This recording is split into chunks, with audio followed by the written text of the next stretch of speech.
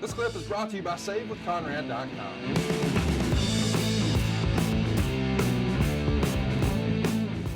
JR, we're back to the show here, and you and Vince are at the desk. Let's listen in to what we say. We are at 1853, 54, 55. Here we go. And this was a tremendous event that took place exclusively in Europe. The tournament took place. This was the first title, I believe, the first new championship title introduced to the WWF since when? Since 1979, a tournament exclusively held in Germany, as a matter of fact, culminating in an outstanding finals match in Berlin. All right, let's take a look now, ladies and gentlemen, the way the British Bulldog became the European champion. I think you'd be quite interested in his physical feats. For the incomparable British Bulldog, Davey Boy Smith, the road to the first ever European Championship was paved with many challenges. In the first round, the Bulldog went one-on-one with a deranged Mankind, and the Bulldog, after a real war, was successful. And then in the semifinals, it would be the 458-pound Vader, and the Bulldog would turn it on with a tremendous power display to defeat Vader in the semifinals. And then it would be the finals. The British Bulldog and his brother-in-law Owen Hart met in Berlin, Germany to determine the first ever European champion. From behind, here we go. One, two, we got him. No, one, two. Shoulder to tie. He got him. It's finally over. Unbelievable, what a matchup. You're not going to find athleticism anywhere like this, except in the World Wrestling Federation, and give credit to both competitors. But the question remains, will the British Bulldog be able to retain the European title right here tonight on Raw? So there's Tony Chimmel. We're going to have British Bulldog. He's going to be taking on Goldust. So I want to ask you a question about the European title. We don't talk about it much here. Jim, did you think it was a mistake to add it, or could there have been more done with it? I think more could have been done with it. I think more could have been done with it, quite frankly. Our audience at that time, and I guess it still is, was just tremendous in Europe. Still is. I know that. I know our audience for AEW's popularity in England and surrounding areas has been nothing short of extraordinary. So great wrestling fans there. I think it made sense going in, but you got to maintain and add and build on those championships. I don't think we did a good job of that going forward. But the original idea of having the European title, I thought, was just fine. Yeah, and it is still one of those belts that we still hear about from people online. The Buttercream Dream, not sure if you ever heard of him. Corey Ryan Forster has a European champion. He holds the belt very well. Anyway, great title and a big fan of it. And he's a big fan of our show, by the way. But anyway, European title, yeah, I'm with you. I wish they would have done more with the belt. Like you said, massive audience. We look at a lot of listeners for this show in the UK, all over the world. So I totally agree with you. So listen, JR, let's get into the crux of why we're watching this episode today. And I am going to read a lengthy review from The Observer because I want to hear your candid feedback. I know, lucky us. But I think I need to get into some of the details here. Go ahead. And I want to hear some of your feedback on some of this that we hear from Dave.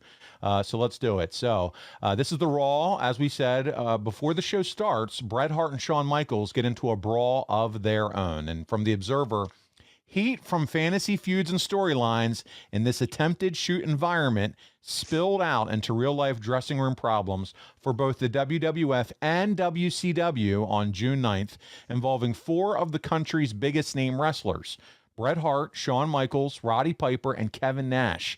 The end result were no serious injuries, but Michaels' future with the WWF is questionable. The problems in the WWF were more spectacular, with an incident that took place at approximately 7:20 p.m. in Michaels' dressing room, resulting in both Hart and Michaels not appearing on the live show from Hartford, Connecticut, that they were originally both supposed to play a prominent role in. That's the show we're watching right now, JR. Yep. All the problems have been brewing for a long time. In the case of Michaels and Hart, for well over a year, as has been well documented in these pages of The Observer. The problems between Hart and Michaels bad seemingly forever based on professional jealousy, based on who would be the top star and highest paid wrestler in the company, and who would put over the other in their next meeting, and if they ever would have a next meeting. some of which has become ironic since in their professional battle, Steve Austin and probably Undertaker as well passed them both by when it comes to being the top star, although not the highest paid. They got hot in recent weeks when Michaels believed that Hart stalled out a live interview on Raw to where the show went off the air before Michaels could do his super kick comeback, which was shown on tape later in the week. As revenge of sorts, Michaels said that Bret had been saying sunny days on the next week's television show, despite both Michaels and Hart supposedly having been told by management to quit doing insider references that the majority of the viewing audience doesn't understand. That remark, combined with a remark made months ago by Michaels on television saying that Bret professes to be a role model, but he's seen him on the road and he's no role model, apparently has caused friction in Bret's personal life to the point that Hart had been telling friends for weeks that he was going to at some point punch Michaels out. Nobody, including Michaels, would debate that should Hart have chosen to start a fight with Michaels, that Michaels would come out of it unscathed, but a lot of people didn't believe he'd do it since Hart has the reputation for being such a professional, not to mention that with his knee in the shape it's in, it would be foolish time for him to do so. Nevertheless, the rumors throughout the WWF locker room were that if Hart got the chance, he would take the poke at Shawn Michaels. Well, apparently the problems escalated before the show on June 9th, as both were meeting in a long personal conversation with Vince McMahon to the point that McMahon was having little time to converse with anyone else regarding details and attention to the ensuing live television show that we're watching here together right now. Hart wound up going into Michaels' dressing room and the two began arguing. There were eyewitnesses to this, which basically said they argued and started fighting, and it was rather quickly broken up. Most versions have it that Hart was screaming about how Michaels' comments affected his personal life and he crossed the line and that Michaels was a smartass back to him. The two went at it, with most versions having it that Hart started it, but that Michaels was every bit as guilty in precipitating it. It was believed to have been a one-sided short tussle, which resulted in a few punches thrown and a large clump of Michaels' hair being pulled out of his head to the point it was described that Michaels was given a major bald spot. Yikes. Michaels' face was all puffed up from the punches and he was bleeding from the elbow, apparently from being thrown on the floor. Bret Hart apparently aggravated his recently repaired knee, but none of the injuries were serious.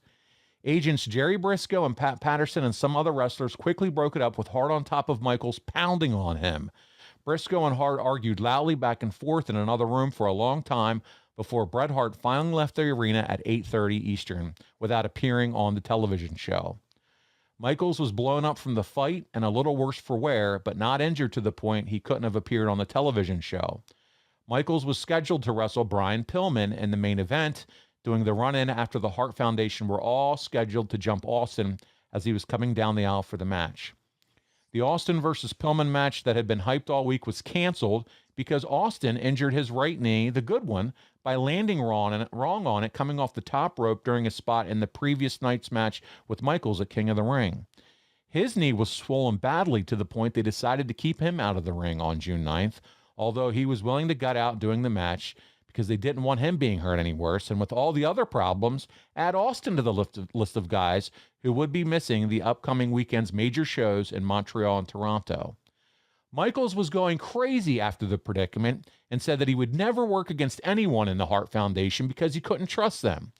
He ended up walking out of the building, claiming that he wouldn't work or stay in this kind of environment just before the show was scheduled to go on the air at 7:57.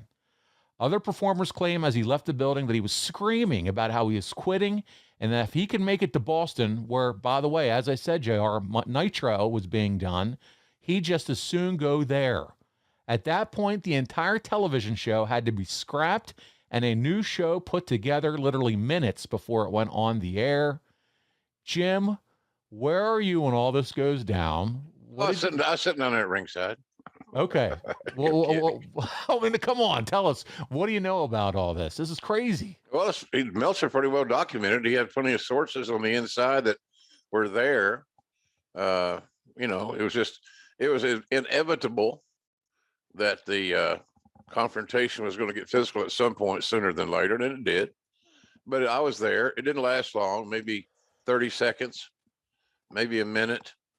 I do remember copious amounts of Sean's hair lying all over the little locker room. So that was memorable, certainly. So it wasn't this great romantic brawl, you know, like you'd see a fight scene in a movie. It wasn't that at all. It was bowling shoe ugly, to say the least, unlike Marlena there. But, you know, it was just unfortunate, but you knew it was going to happen. And, you know, for the company to put together a show literally moments before we went on the air live. Yes, that's crazy. Yeah, it's quite the accomplishment when you think about it. Especially when you have Vince sitting right beside you, having to prep to not only do commentary, but then try to figure out and sign off on what the show's supposed to be about. Yeah. Vince he was solid, obviously. You know, we just kept forging away. You know, it's up to the athletes and their producers to put them in a good spot on the air, and it's our job to call what we see. And so that's kind of how we did it. It makes my theory that the less the announcers know about a finish or an outcome of a match, I think the better off they are, because it makes it more spontaneous, and I think that's important. It makes it feel more real. These guys are having a good match right here. Yeah, the hell of a match between Goldust and Davey Boy. One last question on this. The whole comment of Sean strutting out saying, hey, I'm going up to Boston. Was there anybody at that point that took that seriously at all? Like, oh my God, what is he doing? Shit, no. Okay. We'd heard it all. Yeah. You know, I'll go meet up with Kev and Scott. No, you're not. You've got a contract here. This is where your home is. Let's get past this situation. So that wasn't the first time you heard a threat like that. Well, hell no, of course not. Yeah. And here is Marlena, who just freaking slapped the shit out of Davey Boy. Alone. Again. Just slapped him again. A man can only take so much. Oh no. He's gonna take it out on Goldust, I'm afraid. Absolutely, the Bulldog with that. Oh no! Goldust is gonna pay for this. Marlena, look at this. Goldust right in front of him. Goldust can't defend himself. The referee was just pushed aside. Nothing will stop the British Bulldog unless he has a conscience. And Marlena, no. Wait a minute. That's Kid Shamrock. Kid Shamrock. Oh, Kenny was quite the find for us. Kid Shamrock, the world's most dangerous man, the ultimate fighting champion, is here, and he means business. I like this. Shamrock, I gotta get into Look at Tim White. Yeah, this is good. Referee Timmy White. Is Bulldog gonna back off of Shamrock? No. The official trying to gain some degree of control, and Ken Shamrock obviously could not stand idly by and watch what was going to happen. Ken Shamrock. Well, Goldust couldn't defend himself. It looked as if the Bulldog was threatening Marlena, and then here comes Ken Shamrock doing what the decent thing to do. And we understand, ladies and gentlemen, yes, something's going on back in the nation's locker room. We'll try and break a camera and bring that for you. All right, so there we go. Ken Shamrock is now in the crew. But just to put a bow on the whole Shawn Michaels, Bret Hart debacle, and we'll move on. I think as fans too, you know, we just saw something that happened a few weeks back with, you know, Sasha and Naomi handing the titles back, and whatever way you stand on that as a fan, or however. But there's something to be said. This is live television that's about to go on air, 2 hours, 3 hours, whatever the case may be. And when you're dealt a curveball like that, and you've got to put a show on and make sure that it looks like that it's not obvious to any of the fans that you just got a curveball like that, there's something to be said for being able to pull that off. I think so, without a doubt. Hey, it's Conrad Thompson. Thanks for checking out the podcast here on YouTube.